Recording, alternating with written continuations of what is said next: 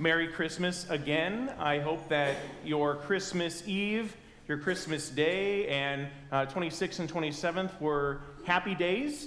Hopefully there was some good laughter and good cheer. Hopefully you received a gift or two that you didn't have to pretend to like. Look at it, what is it?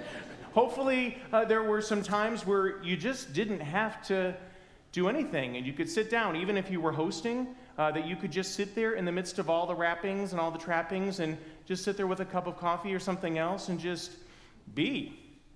My favorite parts of the holiday are the moments where we don't have to do anything. I was talking with Jen beforehand, and Jen said, I like on the 26th where you just get to maybe just sit in your comfy clothes and not do anything. I know that's not everybody's experience the day after Christmas, but it's one of my favorite parts of the holiday. I came back here, I spent the night at Mom's house, and I had a book that I was given from my sister, very nice book, and I sat on the patio with some sunscreen on, and I was like, thank you, God, for letting this be North Florida for one more day.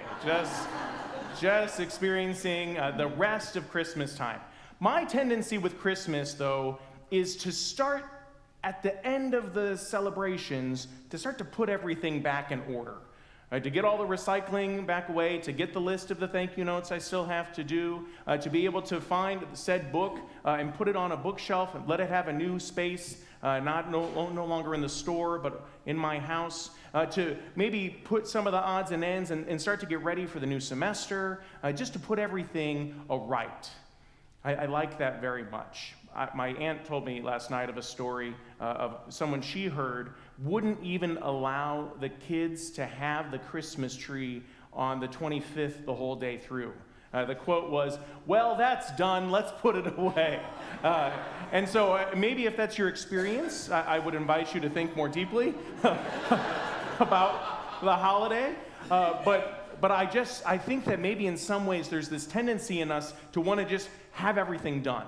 I was getting my hair cut yesterday, and the hairstylist at Great Clips said, hey, isn't it crazy that the music is already off of Christmas music and it's just back to regular music? And I was like, oh, wow, I didn't even notice. But yeah, to think that some of us are just so ready to get to the next thing that perhaps we miss out on what this season affords us, what it might be able to give to us as another gift that Jesus is still trying to be able to speak to us in his love.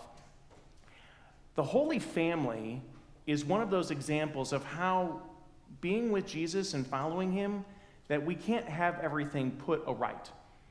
That we have to live maybe in the uncertainty of this season where everything's been torn open because Jesus is born into our humanity. Jesus is born into a really messy situation in a really messy time, and he stirs some things up. We hear about Herod not being too pleased with this new King of Kings and Lord of Lords. And he wants to stomp them out. He wants to have things controlled. But Jesus is born right into that midst. Mary and Joseph, betrothed, who are truly God-fearing people who love the Lord and want to serve him and say yes as best they can to their understanding, their capacity, are really dealt with some uncertain situations. My friend is an artist and depicted once the Holy Family, Mary still carrying Jesus in her womb, as a young couple, and she's wearing Reeboks that are old and torn, and he has his coat over her, and there's a gas station in the background, and they're trying to figure out where they're going to go. They're not from this place, and it's scary, and it's dark, and they're just looking for some refuge. Jesus is born right into the middle of all of those things in his time, but also in this time. Because maybe, as we know, not everything was perfect with your family. Maybe you were missing somebody around the table, or maybe there is some conflict, whether it's spoken or not. And that's not to take away the goodness that comes in this year, but it's just to say that Jesus sees it, and he's born right into the middle of it. And he, along with Mary and Joseph, want to show you and me how to be able to take next steps in faith, how to be able to take those steps and trust that he sees us and that he's with us, and he's providing grace. He's showering it upon us. That's why he becomes one of us. That's why we say Merry Christmas, because we know that the holly and jolly is part of it, sure, but that there's a great hope that God's going to come through, and he's going to win in the end. He's going to triumph over any of the King Herods or any of the other guys with the A that you pronounce very well, but I have no idea who that guy was. I want to turn your attention to this picture. As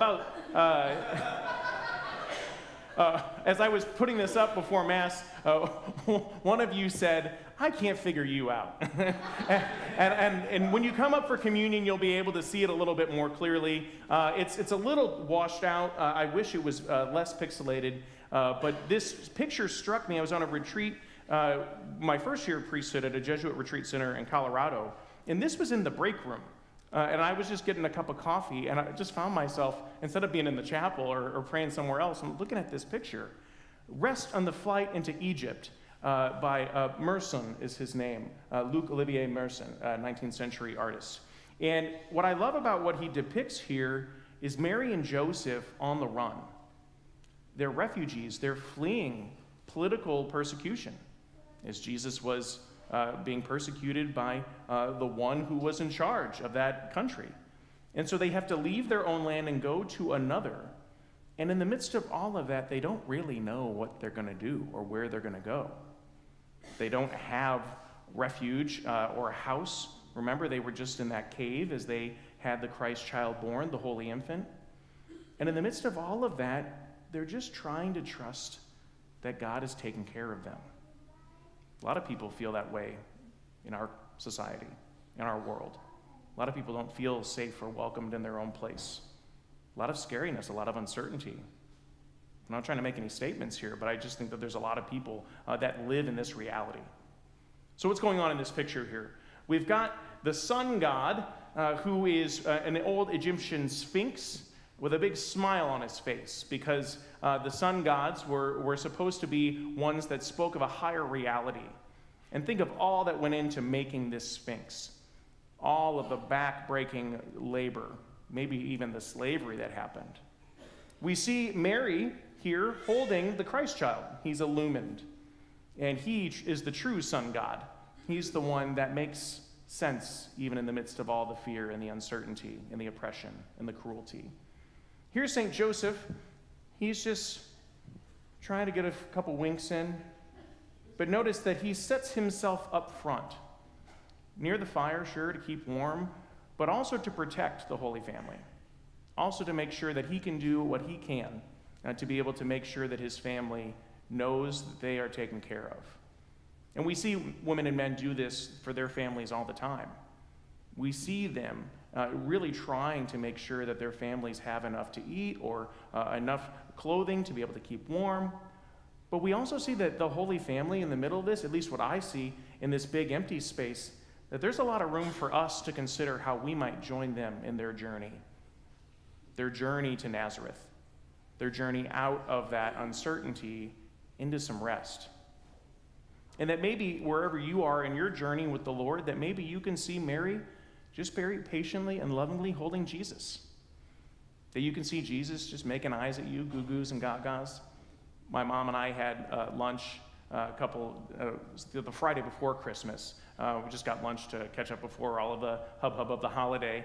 And there was a baby right next to us. And I was like, uh-oh, here we go. And Mom's like, hello. And the lady who was there with her mom they were very nice. And the baby was very nice as well. And we were very distracted by the baby because the baby was awesome. And the baby was pointing and doing all sorts of things and wanted to be a part of our conversation too. We were very closely sat next to this table. But I just think of Jesus in that way, that Jesus sees you and wants to be a part of your conversation. He wants to point at you, and he wants to be able to be a part of you. He wants you to be able to take his little baby finger in your own hand, or likewise to allow his little baby finger to grasp into your reality, and just to walk with you in these days.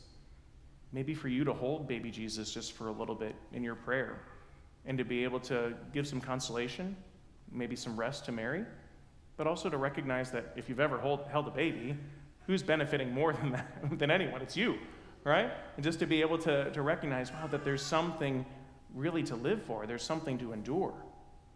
Maybe to sit with St. Joseph around the fire and just to say, how you doing? He's like, I'm doing okay. Things are really uncertain, but I'm trusting in the Lord. I know he's taking care of me. How are you doing? And maybe to share with St. Joseph some of your fears, some of your struggles. To see how the Holy Family, in the midst of their mess, say, come on in. Come and join into our reality. Journey with us so that you might be able to come to Nazareth too. The thing I like about Nazareth, which is kind of the end of the gospel here today, is that it doesn't really mean anything to the eyes of the world. It's pretty insignificant. We don't open up the pages and see, oh, this is exactly what happened in the Gospels or in Jesus' life in Nazareth. We don't know what happened. And I think that most of our life is not December 24th and December 25th. Most of our life is just a Tuesday, trying to be faithful, trying to figure out life, trying to be able to take next steps and not allow the calamities of the world to define us. And so hopefully, as we're journeying through this season of Christmas, we can get ready for Nazareth, to recognize that everything's not going to be put right in this life, but that God's taken care of us, and that he's given us a whole other family to be able to accompany us and to give us some hope and some peace and some rest. So that's my prayer for you during these coming days, and hope that we can continue the Christmas spirit, recognizing that there's good things that the Lord wants to continue to unwrap with us and for us.